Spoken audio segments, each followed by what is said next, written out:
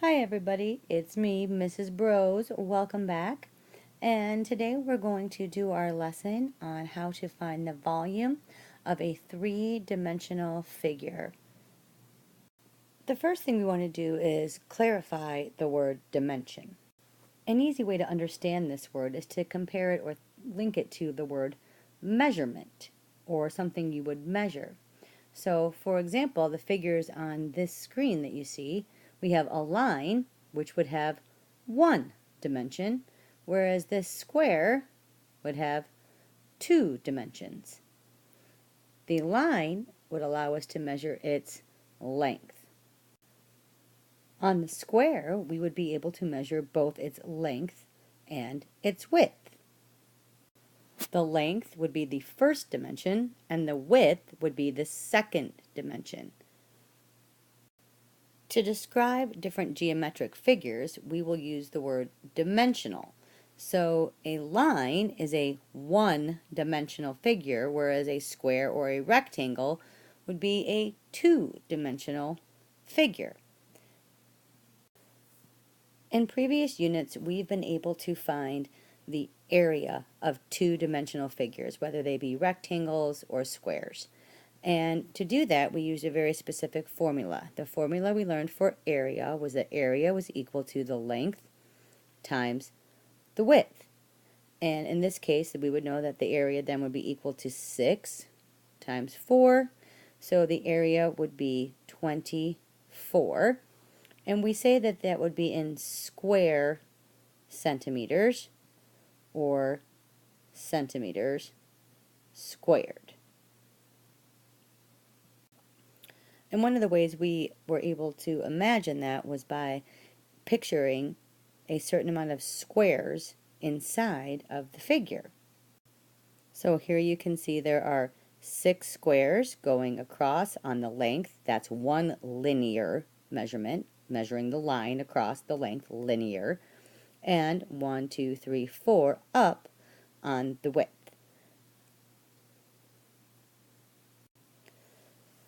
Today we're going to add a third dimension to our study of measurement, and we're going to move from area, which only has 2 dimensions, to volume, which is 3-dimensional. And the figures you see on the screen are 3-dimensional figures. They have more than just a length and a width. They also have a height. And when we're talking about volume, what we're actually talking about is the amount of space that the 3D figure takes up. You can see in the first figure on the top that you can actually see cubes that fit inside. So before, when we were thinking about area, we thought about the number of squares that would fit across the surface. Well, with volume, we're imagining the amount of cubes that would fit inside of the figure. So while area was measured in square units, we measure volume in cubes, or cubic units, which might be centimeters cubed or cubic centimeters, or any other unit that we might be using when we measure. So in the figure below, although we don't see cubes fitting inside, we do still see 3 dimensions, a length, a width, and a height. There are 3 dimensions, and so those are listed in feet, and so we would say feet cubed, or cubic feet. On the screen here, you can also see the formula that we use to find volume. And part of that formula is the formula for area, length times width. But because we are no longer dealing with just 2 dimensions, we have to take into account the third dimension of height. So we have a length across, how far back it is, the width, and then also the height. So if we multiply all 3 of those, we can find the volume of a 3-dimensional figure. And these particular figures are called rectangular prisms. Using the figures on the screen, we can get a really good idea of how we can think of volume in terms of layers. Each of the rectangular prisms on your screen was built using this original rectangular prism. And you can see the first prism has a length of 4 across, it has 2 back, and then a height of 1. That's 4 by 2 is my length and my width, and there's 1 layer, so times 1. So this particular rectangular prism would have a measurement of 8 cubic units.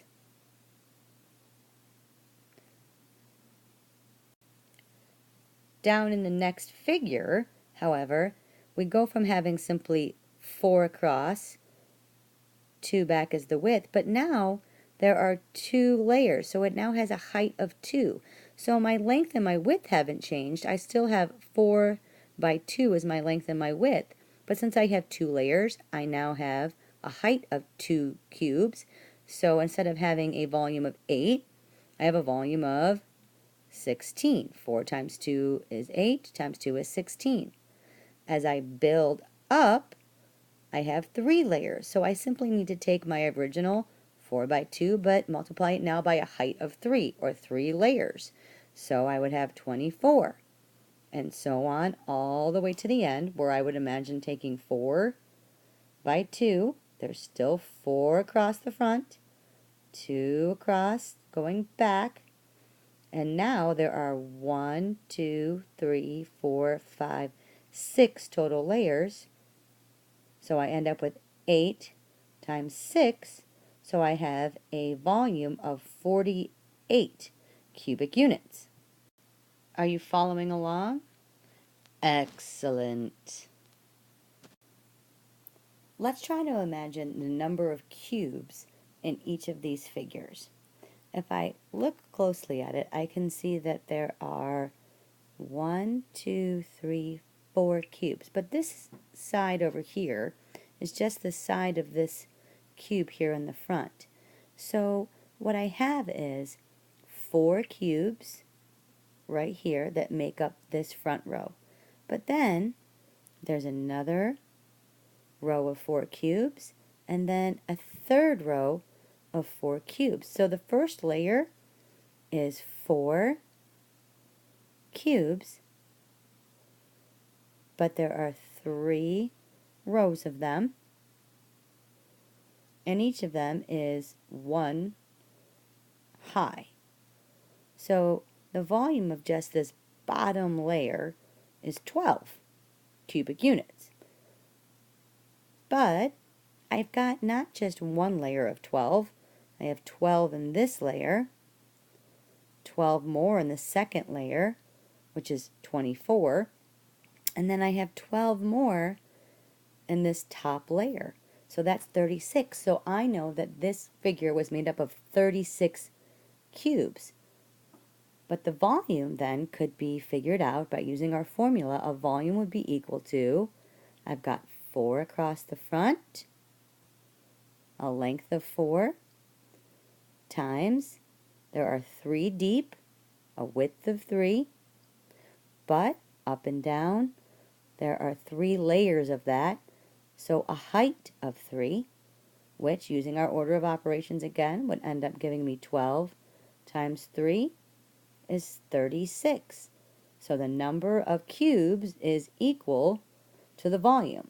There's 36 cubes, and there is a volume of 36 cubic units. The bottom figure, on the other hand, has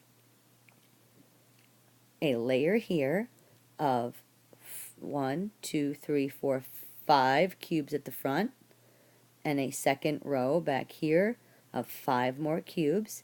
So it's 5 by 2 times 1 layer high, but then on top of that I have another layer of 5 across, 5 cubes across. There are 2 rows of them back, so the height overall is actually 2 layers. So I would have 5 by 2 by 2, which would mean that the number of cubes in this figure would be a total of 20, and the volume would be 20 cubic units. Here are a few examples for you to try on your own. You don't need to do all 4. Just pick 2 and try to find the number of cubes and therefore the volume of each rectangular prism. Okay, go ahead and check your work based on whichever figures you chose to solve. And you can see that in each one, the number of cubic units is the same as the volume, and that all I had to do to find those was take the length of the bottom layer times the width of the bottom layer times the overall height. Oh dear, you didn't think that you would always have figures where you could see every cube. That would just be too easy. More often than not, you're going to see prisms like the one on the screen right now, where all you are given are the dimensions, and you have to find the volume on your own. So the first example is given to us. We can see that in this particular rectangular prism, the blue one at the top, there's a length of 7, there is a width of 4, and a height of 5. So we use our formula. We took our length times our width of 7 times 4, and then we had to multiply the result by 5. So that ends up being 28 times 5, which would give us a final volume of 140 cubic feet, or you might say feet cubed. 3 is the exponent we use to show cubic feet. And again, the 3 comes from the fact that there are 3 dimensions, length, width, and height. So if we were going to complete the chart for the examples that are below that, in the next example, we have a length we can see of 6, a width of 15, and a height of 10. And then the one below it, there is a length of 12, a width of 4, and a height of 4. Different units, however. Centimeters are being given here, and meters are being given here. The formula is going to follow the same pattern as before.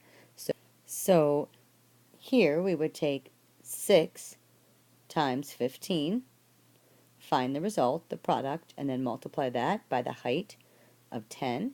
And then down below, the formula would be taking the length of 12 times the height of 4, find that product, and multiply that by the height of 4.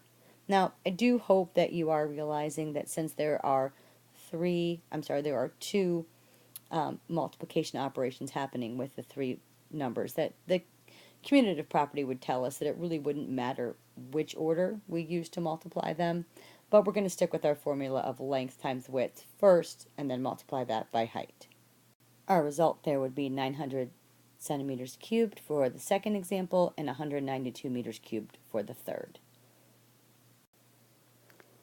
Okay, I want you to go ahead and try on your own to find the values for each of the boxes on the chart. L is for length, W is for width, H for height, F for formula, V for volume, and just in case you're having a hard time seeing the values on the figure up top here, this is a 5, a 4, and an 8. Pause your video now and give it a shot. Alright, give yourself a check. I'm sure you're all just ready to relax. But we've got one more thing to do. It's time to find the missing dimension. Finding the missing dimension is really nothing new. You've been doing it for several units now, but with only 2 dimensions and using area.